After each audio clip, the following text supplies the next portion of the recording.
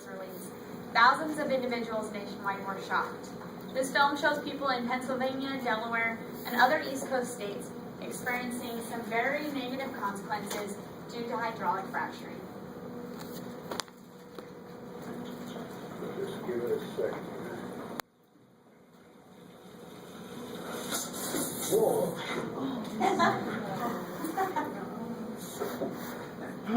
So that's some of the negative consequences that they claim. Recently, fracking has undergone some very negative criticism, including headlines such as "Don't frack with us," "Does fracking stand a taking chance?" or "Fracking nonsense." To say the least, fracking has received a fracking bad rap. However, the positive aspects of fracking and its long-standing use are often overlooked. According to Bloomberg on September 25, 2012, fracking accounts for more than 1/3 of the U.S. natural gas supply.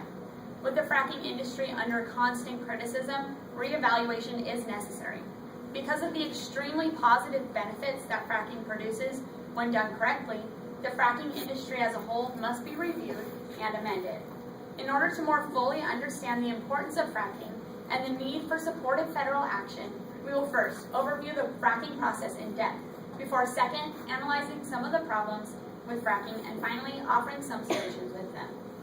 In order to fully recognize the need for fracking and the need for regulation and change with the fracking process, we must understand the process in general. While fracking may sound like a word we would use to describe two ducks making love, fracking is actually very different. According to BBC News in September of 2012, they claim that fracking is the process of drilling down and creating tiny explosions to shatter and crack hard shell rock to release the gas inside. Water, sand, and chemicals are injected into the rock at high pressures to allow gas to flow up to the surface through the head. The process is carried out vertically, or more commonly horizontally, through the rock layer. The process can create new pathways to release gas, or can be used to extend existing channels. Fracking has been used for decades. However, it has recently began to be used at a high volume all over the country. The main areas this applies to is the Marcellus Shale along the East Coast. Additionally, this process sounds incredibly appealing for many different reasons. Fracking extracts natural gas from below the surface to use as a replacement from imported coal and oil.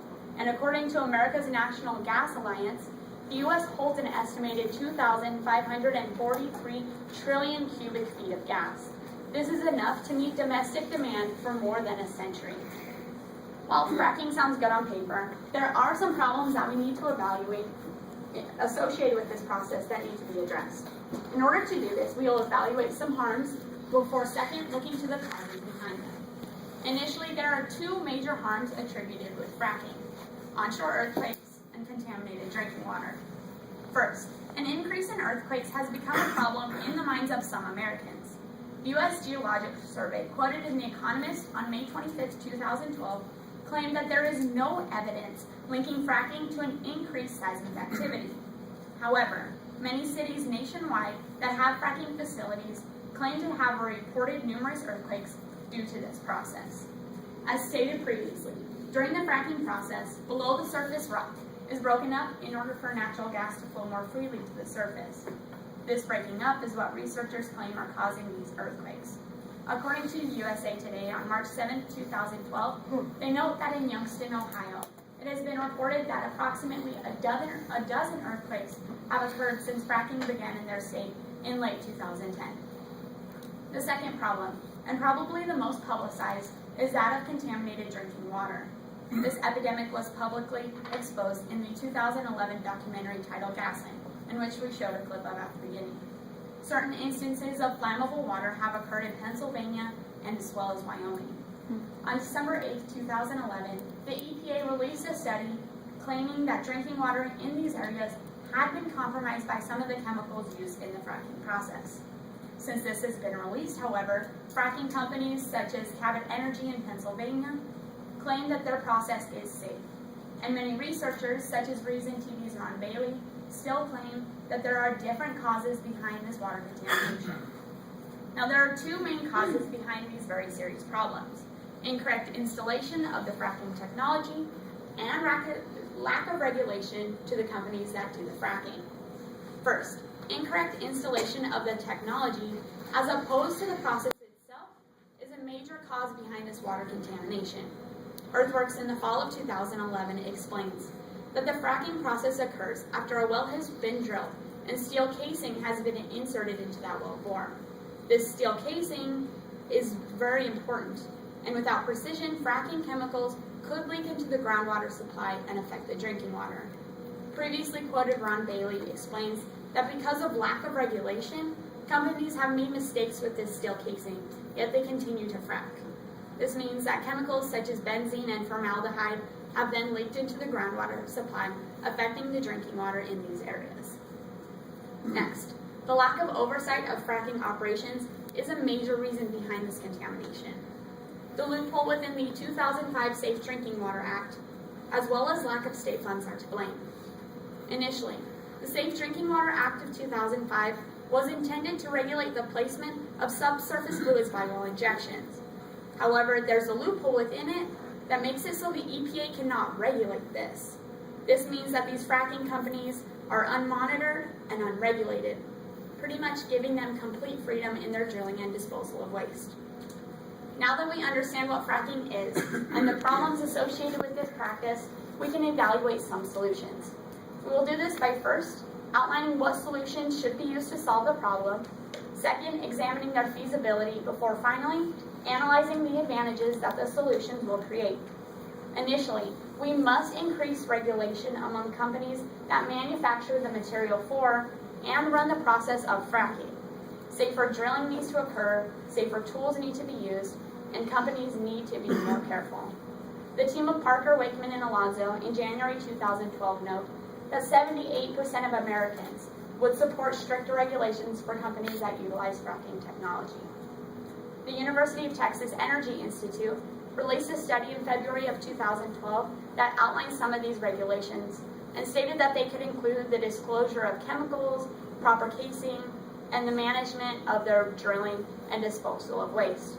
By implementing just a few of these regulations, we can start to make this process something where we can just reap the benefits without having to deal with the consequences. When evaluating solutions, we need to determine the feasibility of these. In order to increase regulation, we need a central body that will regulate this. By supporting legislation such as New York Congressman Maurice Hinchey's FRAC Act, we can put the EPA into fracking so that they can start to regulate these companies, and so these companies will frack in a safe and clean manner. By regulating fracking, we can reap an extreme amount of benefits. First, we will be able to drill inland, which will increase our energy production domestically, and we can begin to decrease our dependence on foreign oil and coal.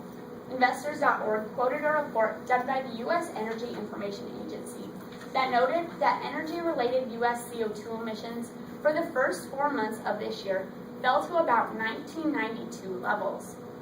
The EIA estimates that full-year emissions will be the lowest since 1995. This is due in large part to the increased use of natural gas as opposed to coal. By increasing regulations and making this process safer, we can decrease our CO2 emissions even more. Additionally, the cost of natural gas is cheaper by far than that of coal. The previously cited Investors.org notes that shale gas drilling in places like the Marcellus Shale has driven wholesale prices of natural gas from $7 to $8 per unit to $3 in the past 4 years, making it cheaper to burn than coal for a given amount of energy produced. These advantages show the need for fracking and show that reform will only help this practice even more. Today we have reviewed the process of hydraulic fracturing, or fracking. We evaluated some of the problems associated with it and offered some great solutions to these problems.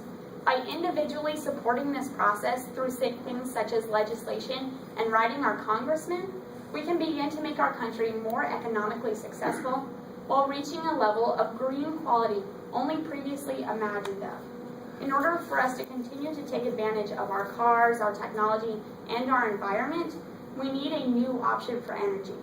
By utilizing the fracking process to extract natural gas, we can maintain the level of quality in our lives while preserving the resources and putting our country on the forefront of the clean emissions race.